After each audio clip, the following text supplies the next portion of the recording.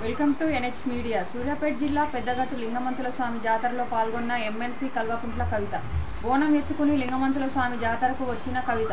చౌడమ్మ తల్లికి బోనం సమర్పించిన ఎమ్మెల్సీ కవిత. కవితతో పాటు స్వామివారిని దర్శించుకున్న మాజీ మంత్రి తలసాని శ్రీనివాస్ యాదవ్, మాజీ ఎంపీ లింగయ్య యాదవ్, ఇతర నేతలు, మాజీ ఎమ్మెల్యేలు, మాజీ కార్పొరేషన్ చైర్మన్లు. ఈ సందర్భంగా ఎమ్మెల్సీ కవిత కామెంట్స్.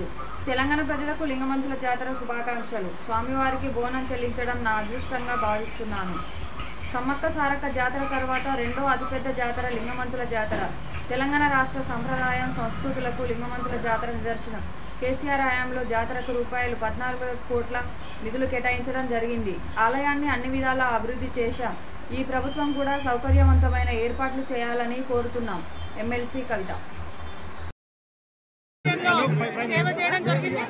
ఇక ముందు కూడా ఇప్పుడున్నటువంటి ప్రభుత్వం కూడా ఈ జాతరకు ఎప్పటికప్పుడు చక్కగా నిధులు ఇస్తూ ప్రజలందరూ కూడా సౌకర్యవంతంగా ఉండే విధంగా ఉండాలని కోరుతూ ఉన్నారు.